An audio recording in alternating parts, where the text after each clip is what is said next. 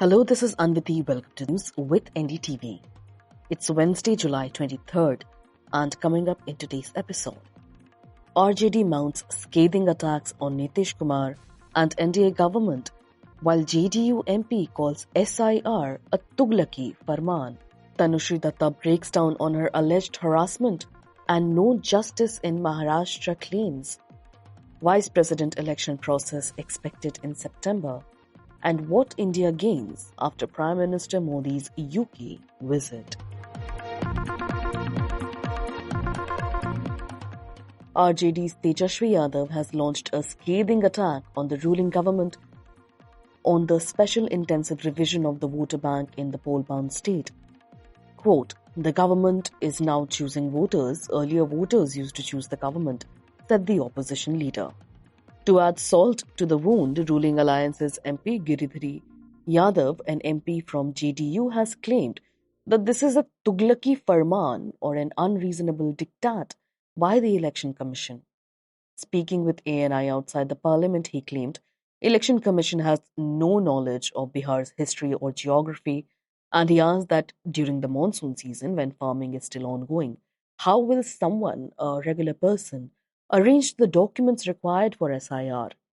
Quote, "It took me 10 days to arrange all the documents. How will a normal farmer do it?" And then he added that his son lives in America and questioned, how will my son get a signature in just 1 month? Further attacked the Election Commission by saying this SIR has been imposed on us forcefully. They should have given us 6 months time at least. Ye Tughlaqi Farman hai. Coming back to RJD, the actual opposition, Mr. Yadav said the constitution grants everyone the right to vote. Quote, "We are not opposing SIR, but the process is not transparent. The Election Commission says they received complaints that people from outside have come as voters here. This drive was carried out in 2003, but it took 1 year to complete it then. Between 2003 and 2025, many elections have been held. Should we say then Nitish Kumar is a fake chief minister? All of us who were elected came here with the support of fake voters," he questioned, and asked why the voter revision drive was not started right after Lok Sabha elections last year. Just a day before, the poll panel has said around 52 lakh voter entries have been deleted from Bihar's voter lists.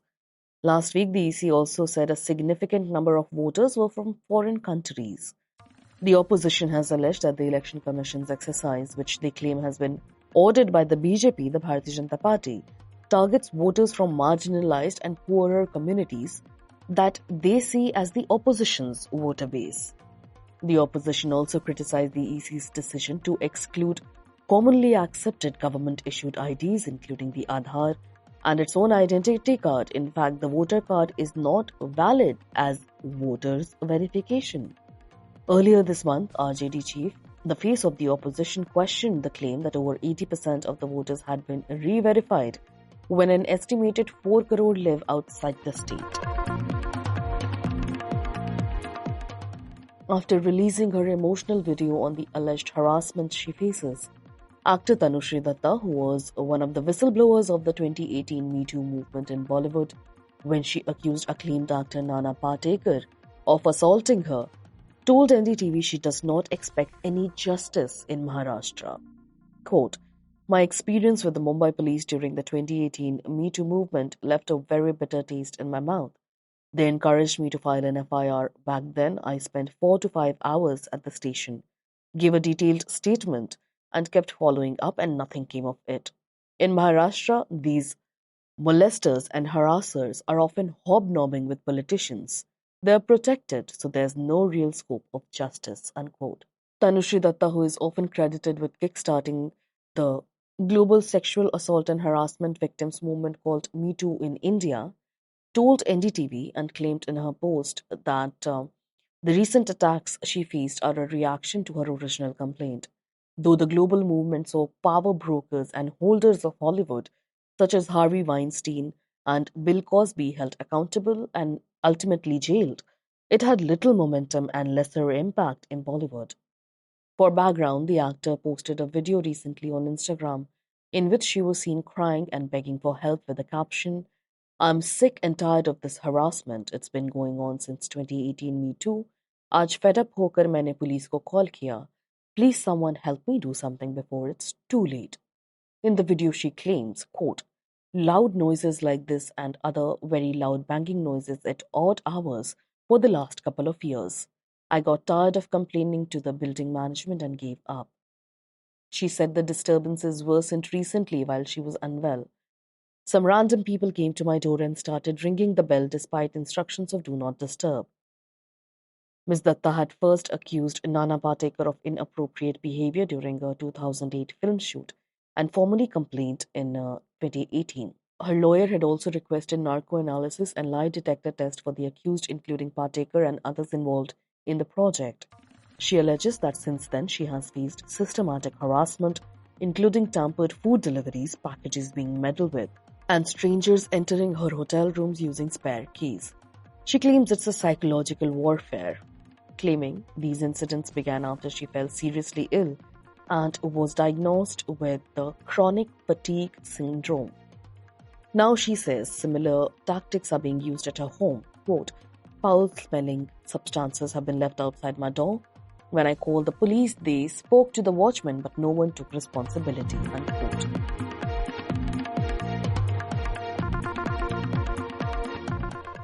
The Election Commission has announced that it has started the process for holding the Election Commission for the post of Vice President less than 48 hours after former Vice President Jagdeep Dhankhar suddenly resigned on Monday evening, ostensibly on the basis of health issues. But sources suggest there's more to the story. BJP, in fact, had been irked with his recent actions and was planning to pass a no-confidence motion against him. However, coming back to the vice presidential post, sources suggest this election could take place early September once Prime Minister Narendra Modi is done with his foreign tours. The name of the vice presidential candidate will be discussed within the party, and the party leadership will prepare an interim list of potential candidates while giving priority to senior leaders proficient in legislative work. The name of the vice presidential candidate may come up from states like South India, West Bengal, northeastern states.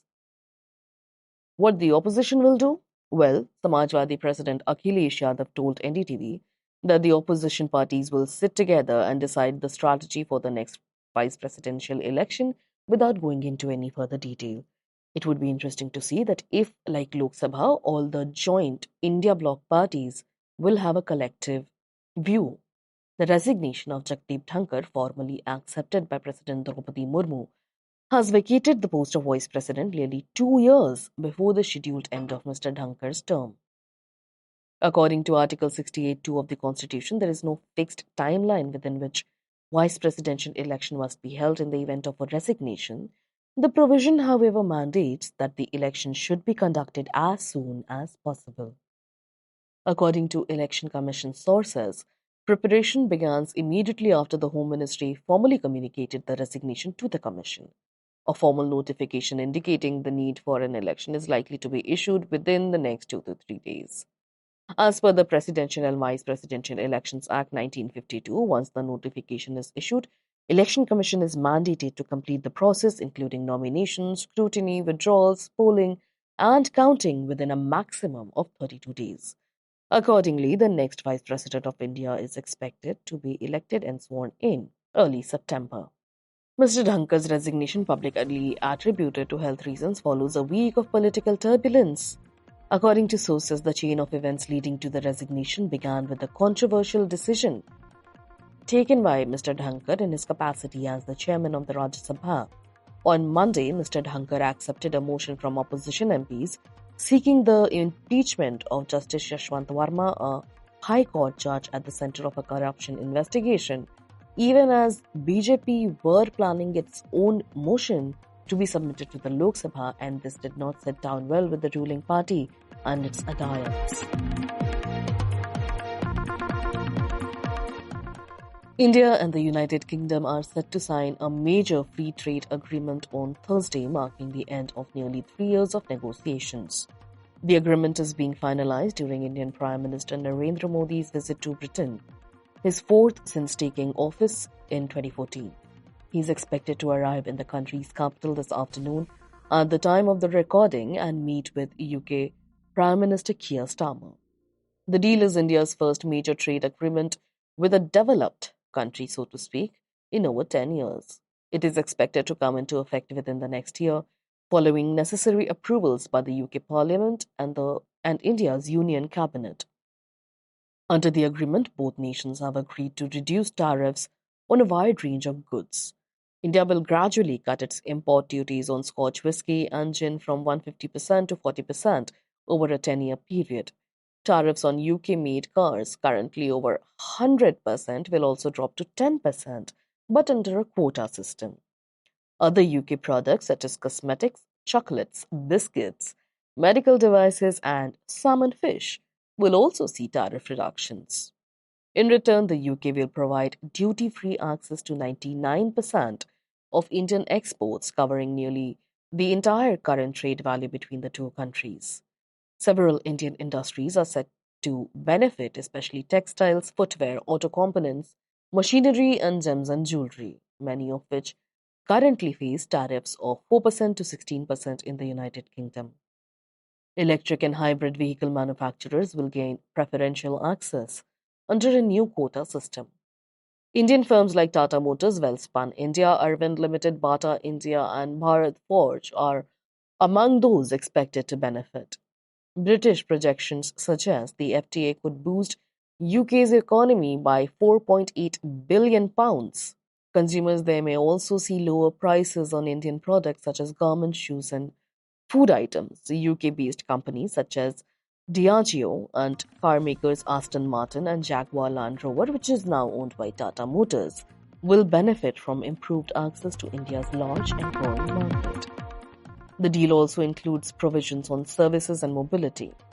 Indian professionals sent to the UK will be exempt from paying social security contribution for up to 3 years, potentially saving around 4,000 crore rupees a year.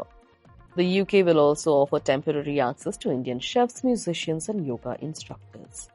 Additionally, British firms will be allowed to bid for certain Indian government procurement contracts worth over 200 crore rupees.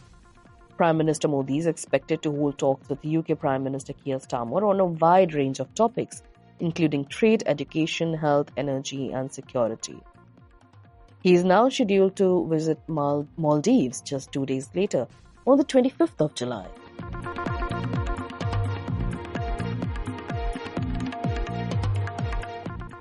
That's all for today. You were listening to the news with NDTV, your daily newspaper and daily bulletin wrapped in a compact podcast. If you want to catch up with these events in a hurry, do remember to subscribe to the News with NDTV on Apple, Spotify, and the NDTV News app. This is your host Anviti, signing off.